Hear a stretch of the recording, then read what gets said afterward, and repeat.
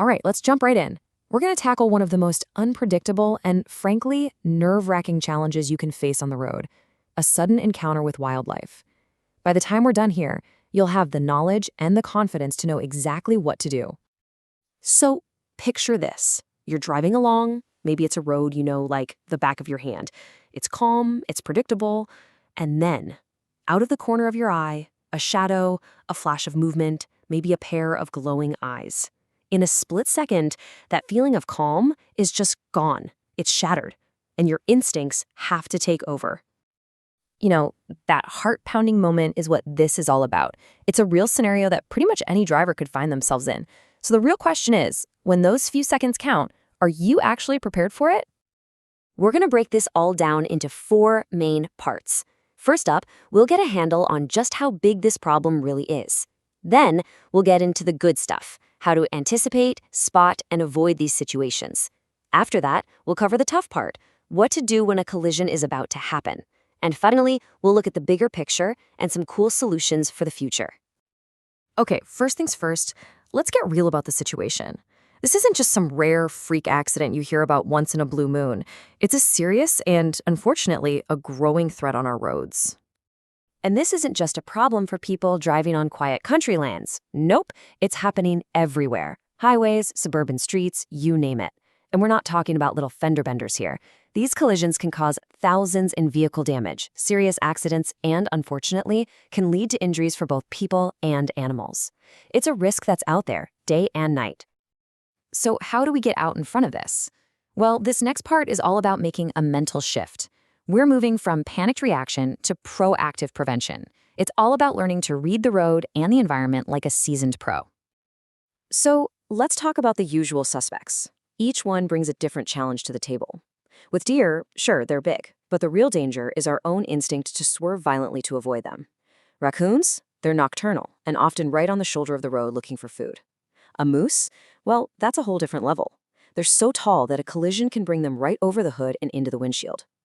And squirrels, with their chaotic, unpredictable dashes, are just a constant reminder to expect the unexpected. You know, the road itself will give you clues if you know what to look for. See one of those yellow diamond-shaped wildlife crossing signs? Take it seriously. They put those there for a reason. Be extra alert on roads that cut through forests or run alongside rivers or lakes. And I know it's grim, but if you see recent roadkill, that's a huge red flag that you're in a very active wildlife area. And check this out. Timing is everything. A lot of these animals are what's called crepuscular, which is just a fancy way of saying they're most active at dawn and dusk. And what do you know? That's exactly when the light is changing, and our own visibility is at its worst. Nighttime, of course, is also a high-risk period, as you can see. Now, this is a super important tip, and it might sound a little backward at first. Use your high beams whenever it's safe to scan far down the road. But the second you spot those glowing eyes reflecting back at you, immediately switch to your low beams. Why? Because that intense blast from high beams can literally paralyze an animal with fear. It's the classic deer in the headlights scenario. And here's a golden rule of wildlife behavior you have to remember. Where there's one, there's almost always more. This is especially true for deer, which travel in herds. So if you see one dart across the road in front of you, your foot should immediately go to the brake because its friends are probably just seconds behind. So, let's put it all together. What's the game plan? First, slow down, especially in those posted wildlife zones. Second, give yourself extra breathing room. Increase the distance between you and the car in front. And maybe most importantly, you have to be laser focused. Put the phone away, turn the radio down. Your best defense is simply paying attention. Okay, we've talked about prevention, but sometimes, even when you do everything right, a collision is just unavoidable. So this part is about knowing what to do in that critical, split-second moment. This is it. This is the single most important piece of advice you will hear, and it goes against every single one of your natural instincts. Do not swerve. I'm going to say it again because it's that important. Do not swerve. And here is exactly why. When you swerve hard at speed, you're incredibly likely to lose control of your car. You could spin out, cross into oncoming traffic, or slam into something much, much worse than the animal, like a tree or a guardrail. Hitting the animal while maintaining control is almost always the safer, less dangerous option. So if it happens, what's the protocol? Okay, first, pull over to a safe location and get your hazard lights on. Then, check on yourself and your passengers. Are you okay? Assess your car. Is it still drivable? Now, this part is vital. Do not go near the animal. Call 911 or animal control.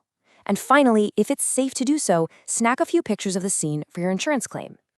But what if you come across an injured animal that someone else has hit? The steps are actually pretty similar. Pull over safely, well away from the scene. Assess the situation from a safe distance.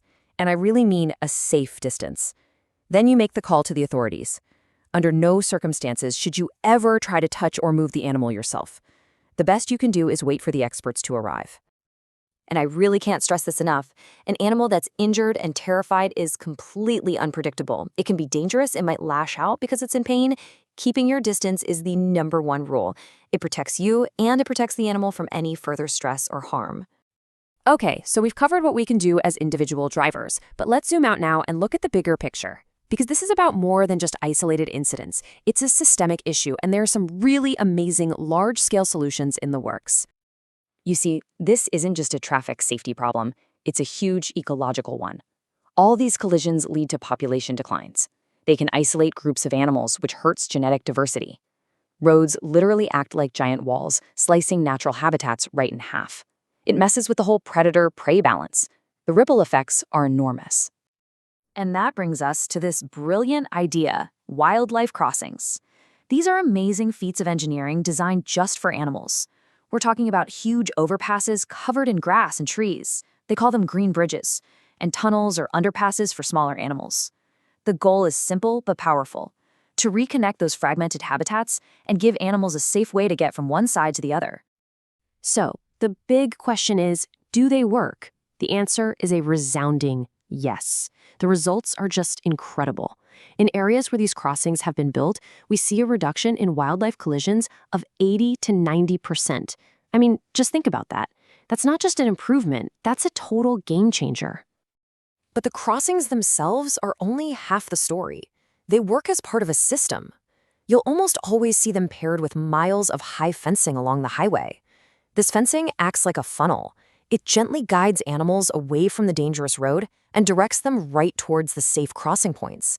It's a really smart, integrated design. Which really brings us to our final thought. We've seen how much of a difference our own individual actions can make, just being alert and driving defensively. And we've also seen the massive impact of these large-scale community solutions. So the real question becomes, how do we bring those two things together?